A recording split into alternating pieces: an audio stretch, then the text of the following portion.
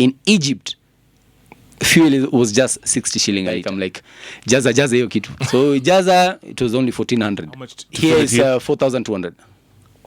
Almost quadruple. Yeah. Yep. I want to touch on Masai Mara. I was there, and it's really, really sad the amount of money that tourists pay, and ourselves, like as a tour operators.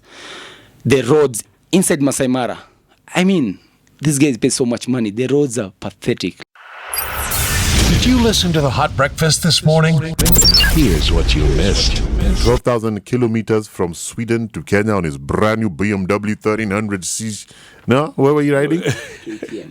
Oh, it's a KTM. It's a KTM. Oh, that sound that's perfect for It's off-roading. superior than a BMW. I'm sorry. to say. BMW was your first Yeah, major BMW bike. is for like, sorry to say, but all people with big tummies or big bellies. Who are you directing that? Nick, you've just been playing. I mean, that was the first bike I owned, 1150 GS, but for me it was too heavy. And I mean, it's too comfortable. If you want pure adventure fun, then the bike to go for is a KTM. Ali Said, but you rode 12,000 kilometers. Correct. Why? Well, it's a dream come true for me. I've been chasing this dream for years and years, because I've done a couple of other African countries. I've done Cape Town so many times, from Nairobi to Cape Town, Windhoek, Namibia, all the way up to Capriv, which is Angola border. Trip, yes. Yeah. So for me, it was, I've done that. I've done East Africa, couple of countries. Then I wanted to expand more. So yeah, the dream come true. I flew to Sweden, got my bike, and started riding. But why Sweden? Is that where KTMs are made, or it's just... No, so KTM brand is made in Austria.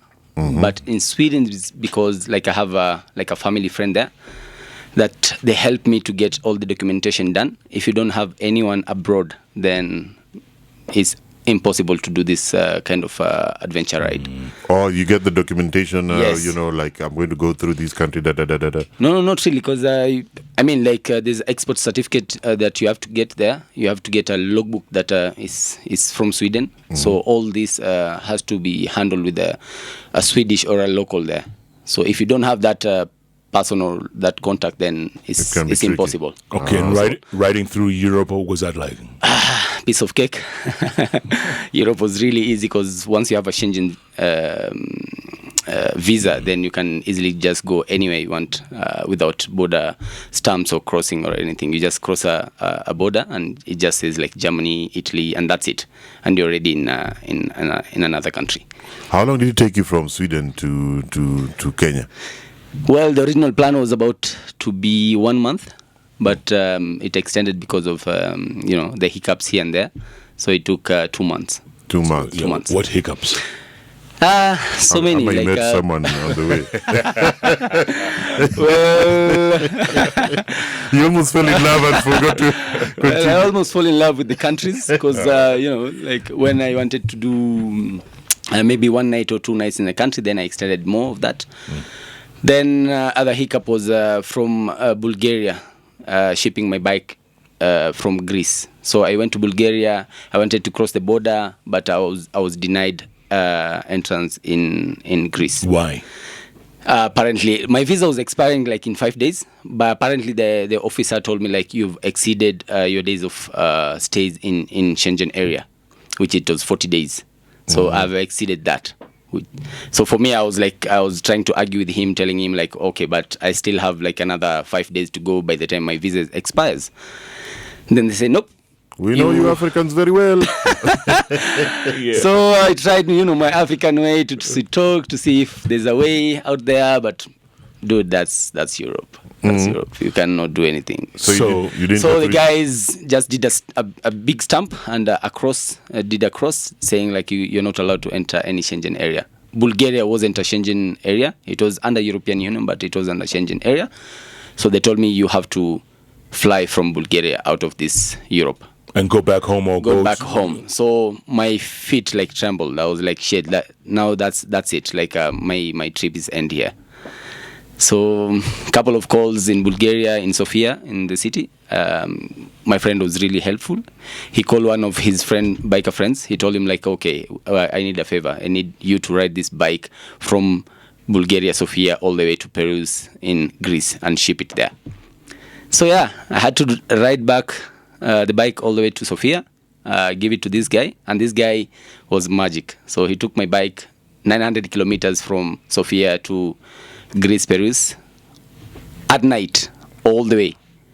Who is this guy? Yeah, this guy is just an adrenaline junkie. He's a Bulgarian, and he's just an angel. I would say. That's a good friend to have. Really good friend. Like, Jeff, do you know anyone who would do anything like that for you at night? 900 kilometers at night? At night. Take your bike? Yes. No, I don't. Honestly. It's very hard to find. And then what? You flew to this? So there was a lot of documentation. We had to go to Attorney General to do a letter to say that I permit this guy to take my bike all the way to the harbor in Perus and ship the bike from there. And you got that permission? We went to the Attorney General. Name and so yes. So I went to the General Attorney, and one of my friends is called Jean Grande, the guy for SportPesa. Very, very nice guy. Like, that guy is big time. He was in Bulgaria, and he's the one who helped me out with all this logistics and the Attorney General letter. So for me, I was like super lucky. Do you know the Kenyan Attorney General by any chance? Ama, your friends are just international. No, I don't apparently. So now let's just go back to bikes. Eh? Yes. Tell me about the brands of bikes you've had, because you said KTM is really good. KTM is like the best to have for off-roading. The best, and if you want to have like pure fun, if you want to enjoy riding and stuff, like the thrill is in the KTM. KTM. Yeah. What comes after that, in your opinion? I'll say Africa Twin is a Honda. I had that recently, but I was not getting adrenaline rush. I bought that bike in Cape Town. I went to Cape Town, flew in Cape Town, took the bike all the way to Johannesburg through Lesotho. Then I shipped it from there. Then, it was shipped from there to Mombasa. Ridden from Cape Town before? 3 times. From Nairobi, via Tanzania, Malawi, Zambia, Botswana, Namibia, all the way down to Cape Town, Mosul Bay, Hermanas, back again all the way to Kenya. I did 15,000 kilometers on that ride. It was 1 month. It's one of my best countries. How many do you do per day? How many clicks? It depends. Sometimes if I want to take it easy, it's 500 kilometers, 350 kilometers. But sometimes I really need to get somewhere. The most I've done is from Cape Town to Windhoek, which is about 1,500 kilometers straight up. In one day? In one day. Whoa. How do you manage to concentrate? Like when I'm driving, you look on the side of the road, some of that small waste has passed. So I mean, like with the bikes and stuff, the adrenaline rush you get in there, the fun in there. Then you have like probably a nice helmet that has a surround system that has a JBL inside, speakers integrated. It's a Bluetooth system, so you can easily just get your maps there, get your good music in there. So you just throttle, you just fuel the bike, and you gas up, and yeah. It's the thrill, huh? It's the thrill. So you don't feel like kilometers or anything. You just feel like, okay, it's nice. I just want to ride. Okay, so while you were in Europe and you were telling people about Kenya, that's part of your thing, right? That's part of my thing. For me, like I mean, like our tour industry is not so good. We are getting very less tourists compared to other countries, and we have the best tour destination. I've been to each and every corner of this country, be it like western, northern, eastern, wherever, like just name it. I've been everywhere, like all those sides of northern frontier, Kalacha, Sibiloi, Maikona, Northor, Southor, Ngurunit, everywhere I've been. So I mean, for me it was talk to this guy, tell them about Kenya, our country, and we had big, about 30 people just listening to me. I mean, number of 30 people is a lot. So a word of mouth of 30 people, it spreads, gets to 1,000, 2,000, and so on and so forth. Do you think who needs to come up and repackage our destinations? Like you said, other countries are not as nice as ours. Who's dropping the ball, in your opinion, or what department? I mean, Kenya Tourism Board, I think Magical Kenya, they need to do more of, aggressive marketing in terms of tourism. I mean, because when I did a visit into Egypt, I mean, they don't have any wildlife or anything. It's just like the pyramids. For me, I went there. Me being a safari person, I just went in the pyramid, Abu Simbel. It took me only like half an hour or 20 minutes, and I was done. I was like, okay, done with this. Like, but you come here, we have like, beautiful mountains, forests, rivers, wildlife. It's insane in this country. We have about 54 national parks, reserves, and some of the national parks are not even marketed. Like Meru National Park is one of the best national parks in Kenya, but people don't know about it. They just know Masai Mara, Amboseli, Nakuru. Masai Mara, Amboseli, Nakuru. So, I mean, these tourists, sometimes they want to explore more. They want to go to Northern Frontier, they want to go to these other parks, but they don't get opportunity. Then they hear about, security is not good, Northern Frontier. Then for me, I just convinced them. I'm like, okay, let's go. Just give it a try. And when I go with them, I take them there. They're like, wow, this is so wonderful. Why don't we know about this part of Kenya? Or, people are so nice. People are so humble. We went all the way to Sibiloi, crossed the border into the other side of Turkana. And the Spanish guys are like, we don't like the other side.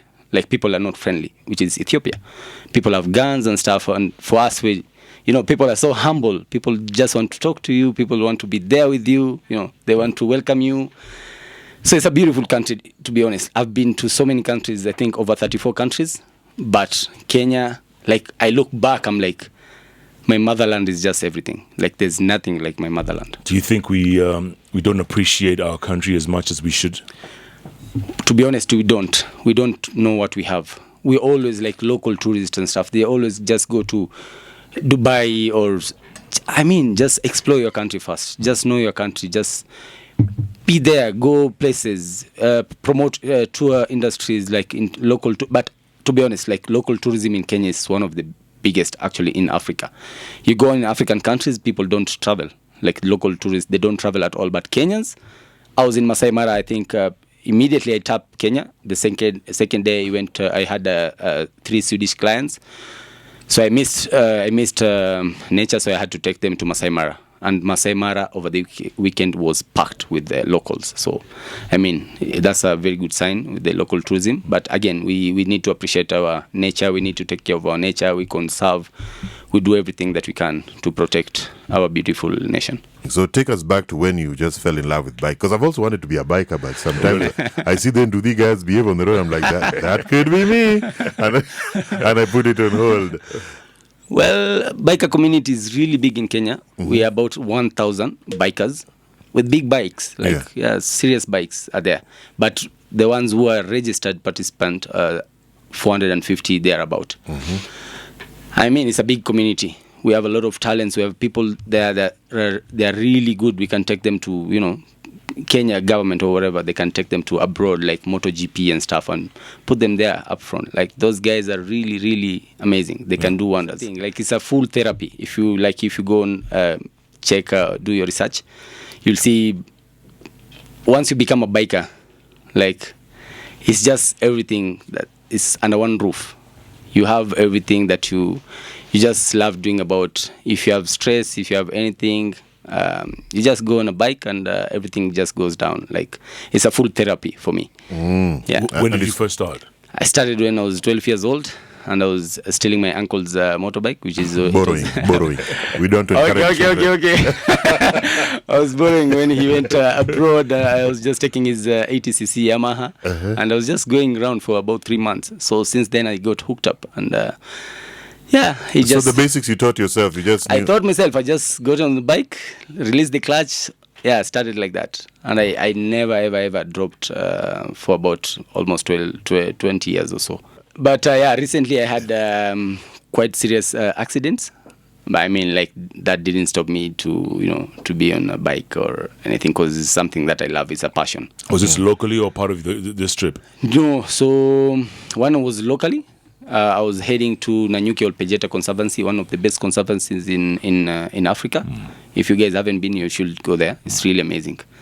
So I was going there along Sagana Road, those twisties. There's a boda guy, as you said. He just crossed the road without looking left or right. They don't do that at all. They don't. And I was already at, I think, 100 or something speed. and we came and we crashed really bad. I broke 2 of my hands, so I have metal in my hand. But so yeah, after the accident, operated 2-3 months. The doctor told me like, do not ride after 1 year until you get healed. So after 2 months, 3 months, 2 of my bikes were arriving in Mombasa. And so still I went to the doctor. I asked him like, you sure like I cannot ride? He's like, no. You have to take care of your hands are really fresh. In my head I was like, okay. So we had a trip to Loyangalani and Chalbi Desert. So I said like, you know what, I'm just gonna do it. So I didn't consult the doctor or anything. My 2 new bikes came in. My hands were so fresh, and we did that trip all the way to North. What do you do during the week? Because, like, I mean, imagine if you're doing 50,000 kilometers in a year, a lot of money. You don't have an office to go to. Well, so the part of my work is like that. So I mean, we into tour industry, so we probably have busy season during like wild beast migration in Masai Mara, which is in June, July, August, September. Then we have some clients. University comes from Sweden for about 2 months. So I'll say 6 months working, then 6 months about throttling and go places and try to get more clientele and to market Kenya. Yeah, but having a bike or maintaining a bike is very expensive. Oof, it's the most expensive hobby, to be honest. People saying golf, people say here and there. No. Biking is damn expensive. It's not a joke. So how are you able to maintain it then? Yeah. I mean, like you just save it up for it, and you just make sure. Sometimes I don't even take it to a dealer. I just buy my own stuff. I have knowledge of changing oil filters, fuel filters, adjust the chains and stuff like that. So for me, I save up on that. And then I mean, because you bought it new, it doesn't have any problems. Exactly. So the problems are far between. Exactly. So by the time I hit the problems, it's already like... It's time to sell it. Exactly. Like, you please inherit these problems. Yeah. But guys really want... they actually approach you. And most of the guys who approach is like... for my clientele, like people from abroad. They don't negotiate much. Yeah, the best kind of clients to have. Very nice. So what do you have, like a tour company? So I run a tour company by the name of Powprint Adventures Limited, which it deals with international and local tourists. We do packages around East Africa and Kenya in general. So we have clients all over the world. Mostly our core clients are from Sweden, Spain, and Netherlands. Okay. And we have them around the year. How long have you been doing Powprint? Powprint is now 4 years old. But before then, I used to work with my cousin who owns a very big tour company in Nairobi. As in, is there anything else after this? I'm now, Yani, you? Me, to be honest, where I am is just to... I mean, like, if I get more, for instance, sponsorships to throttle the world, I get a sponsorship from either Kenya Magical for me to go market the Kenya. They tell me, okay, we want these countries and stuff to be covered. To be honest, like, that's my life. Like, I just want to throttle this world, go places. They just tell me, like, you just go to South America. I've been to South America and Brazil for 1 month. I've been to a couple of countries, and it's really nice. And when I tell people I'm from Kenya, they're shocked.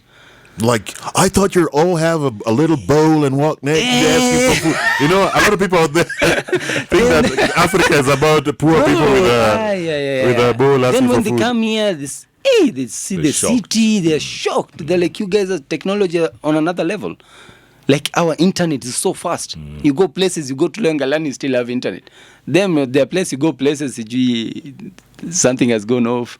This one is not working. I mean, we are so developed country. Compared to other African countries or even in Europe, Eastern Europe, we are ahead. Have you ever approached Magical Kenya? Have you ever approached the ministry? I mean, look, you look like you're a poster child for marketing this country. Yeah, well, we tried, but it didn't work. It didn't succeed. I went with one of my friends who worked for the media. Then now he's into government, into finance. He tried to calls, a couple of official, even NTV, they are now trying to get a government official from Kenya Tourism Board to just, have a one-on-one interview and to see where we can take this country. Because it's not about me. It's about bikers community. It's about our country. It's about our nature. It's about everything. I mean, in Egypt, they don't have anything, but their numbers, they get over, like, I think 2018, 2017, I did my research, and they had over 12 million or 13 million tourists annually, and we had only 2 million. You can imagine that's big number, over 10 million of a difference. And you wonder like why, or but a couple of guys, and what I've heard from the tourists abroad, they were telling me, like, to be honest, East Africa or Kenya and Tanzania is the most expensive destination we've ever been. Like, if you want to come there, we have to part with at least $5,000 to $10,000. And in Egypt, they spend a lot less. Less, way, way, way less. I was there for almost 2 weeks, and I was going all the touristic destinations and stuff. It's very easy and very cheap. So is it the way? What's causing us to be expensive? Is it the way we package accommodation? ourselves? Yeah. To be honest, accommodation, our park fees are really extremely expensive. I pay $10 to enter Masai Mara, which is 1,000 shilling. They pay $80 per night. So you Per can imagine, night. per night. So it's $80 per night, and we don't see anything. And I want to address this as well. $80 per night. $80 per night. That's I thought it. No. Why? So that's like almost 10,000 with the current conversion. So you can imagine someone comes there for 15 days, and they all go to the national parks, and the all national parks is $80, $70, $80 per night, and someone spends like 3-4 nights. That's already 200,000-300,000 goes into the Accommodation for the family. No. That's not even accommodation. That's only Park for the fees. park fees. So then you have accommodation, which is $250, $300 per night. So you part at least per day. Someone spends $400, $500 for just a stay in Kenya. That's just one night. So the more you stay, the more you pay so much. Then there's transport, there's fuel, which is really expensive. In Egypt, fuel was just 60 shilling a liter. What? I'm not coming to work tomorrow. Let me go to Egypt real quick. 60 shillings. 60 shilling a liter, and the fuel is so amazing. They have so many old cars, about like almost 30-40 years old car, but they don't even smoke. They don't even pollute that much because of the fuel content. It's really good, and it's 60 shilling. And I was like, when I went with my bike, I'm like, jaza hiyo kitu. So jaza, it was only 1,400. I was like, that's it. Like, I do the conversion, it was not getting in my head.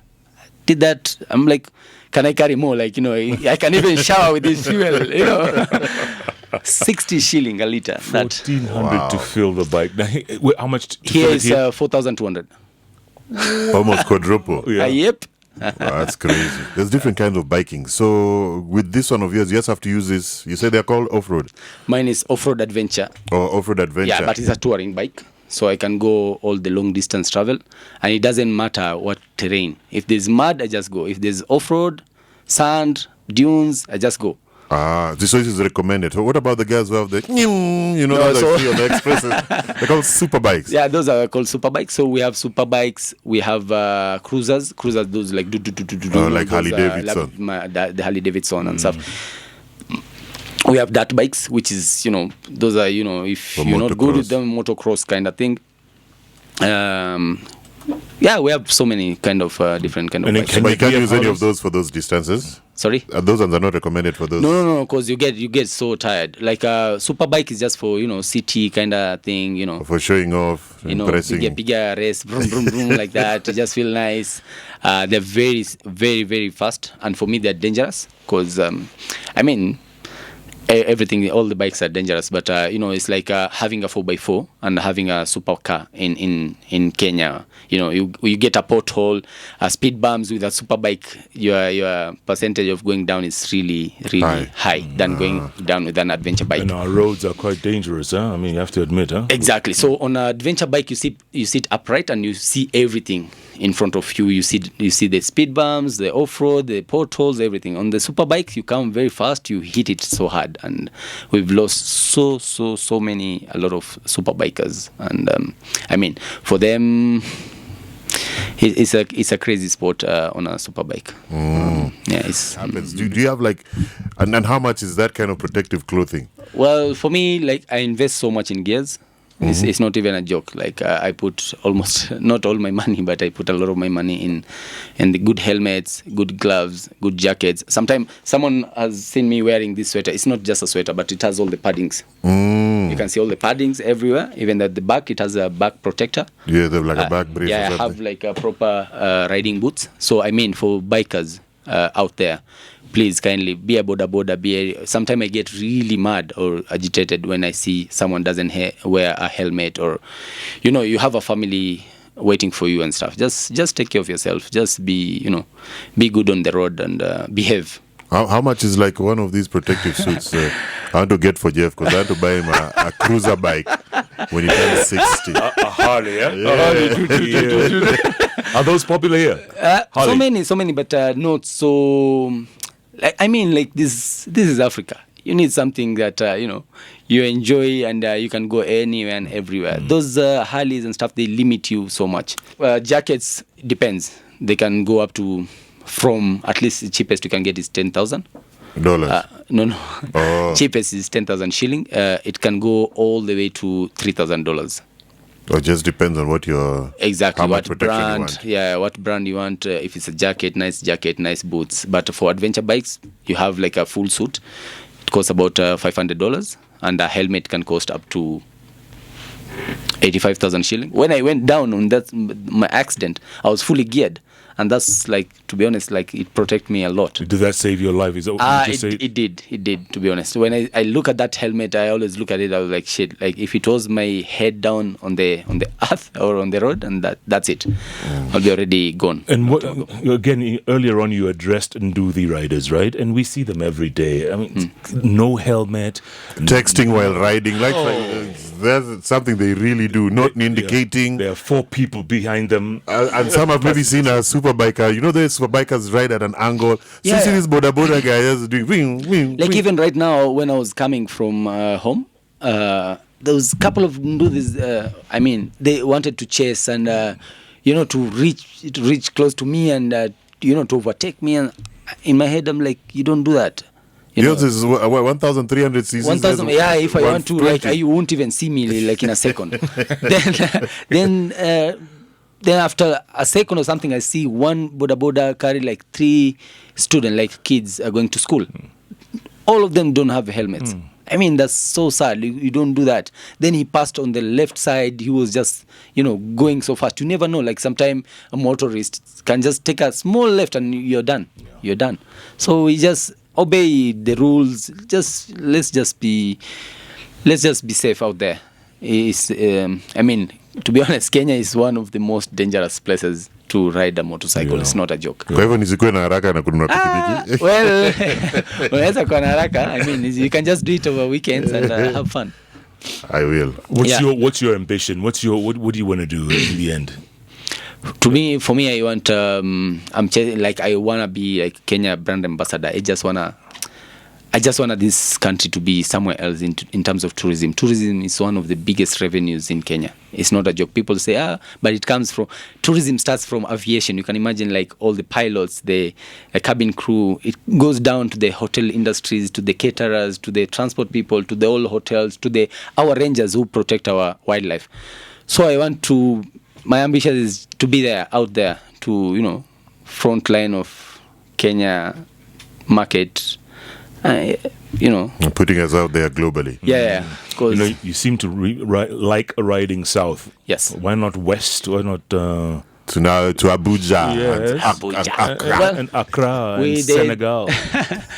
I've done Morocco and I wanted to go down to Mauritania. But then I mean, like sometime it's about funds as well. You can these things are damn expensive.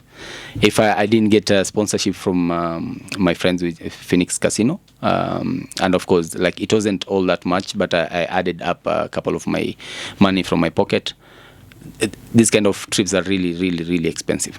So I mean, like I really want to do even more to those Western countries, to Asian countries, to the Gulf. I mean, we don't have even Arabs here from Dubai and stuff. We don't have them. Or they don't come for, To tour. to see wildlife. Or, But we go there very much. Huh? we go there. Oh, Burj Al Khalifa, Burj Al Arab, CG what? Those are just buildings, but we have everything in this country. Be it like beautiful beaches. Like I've been to the whole coastline. From Lamu is one of my favorite destinations. Watamu. I grew up in Malindi, Mombasa, Diani, all the way to Zanzibar. I mean, so beautiful. We cannot even compare with anything around the globe. Like we have everything, to be honest. Yeah. Our cultures. Then everyone in abroad, they just know Masai. We have so many tribes. Like in north of Kenya, there's Turkana, they're very rich in culture. We have Somburus, we have Rendiles, we have Omo tribes, and so it's something that we need to expand and to make awareness out there. But Balala was a pretty good tourism minister. One would think that he would have noticed talent like Sasa this. kusema someone is good is based on your view. Eh. Sisi tukifanya kama ajui aliside then he was not good. Exactly. So sisi tunataka watu ambao wanaona vijana huko nje, influencers and stuff, send them, give them money, ambie haya, go out there, market our Kenya. Word of mouth is very, very important. We always say, internet, online. No. Sometimes you go somewhere, you convince people. You go there, unaongea na wao, unawachekesha nini. Then after that, I'm telling you, right now I have there are some couple of clients I went and they've already booked with me. So from end of November, December they're coming. Then another group comes in from January 5th all the way to February 15th. Then from there we have the university that comes from the 17th for a whole month. So you can imagine, this is word of mouth. It's not even, someone says, go with Ali or go with Poprint and stuff. Then it happens like that. You get a contact. Someone text you like, hi, what's up? I want a package to Masai Mara. I want a package with my family for 15 days. Can you do this for me? I'm like, yeah, cool. So it's so cool. And again, I want to touch on Masai Mara. I was there, and it's really, really sad, the amount of money that tourists pay, and ourselves, like as a tour operators. The roads inside Masai Mara, I mean, these guys pay so much money. The roads are pathetic, like really, really bad. They damage our cars. It's insane. The toilets, we do not have facilities. Like you go in there, a guest asks you, so where's the toilet? You're like, okay, it's about 50 kilometers or plus. Like, and you go into that toilet, it's a pit latrine. Wow. It's a long drop. Nothing, zero. Like, I go to Tanzania, Ngorongoro, Serengeti, Tarangire, just here, it's our neighboring countries. Those guys, they have tourists throughout the year. They don't have season. You go right now, Serengeti is full, Ngorongoro is full, and other places. You go into their toilets in Tarangire, for instance, it's a 5-star. You can even sleep in there. What? Like, it's so beautiful. But Masai Mara unaona ile elephant, just ignore it. Apple, drop it. Drop it. It's so sad. It's so sad. Like there's so many things that you need to do in this. It's insane. Yeah, It's what a not. shame, huh? What a shame. It is, and it's a beautiful country. I'm telling you. Like everywhere you go, people have been like the people who from abroad or Western countries. They've been to Kenya. They're like, you guys, this country is a gem. Take care of it. Just let's be one. Let's love each other. And yeah. We don't appreciate our own. Yep. But Yep. Ali Said, thank you so much for spreading the word. Huh? Thank you so much for having me. Like Yeah, you said, it's there's really nice. nothing like word of mouth. Yes. That's the best word. Yes. And keep spreading the word. Let's spread the word. Let's spread the love.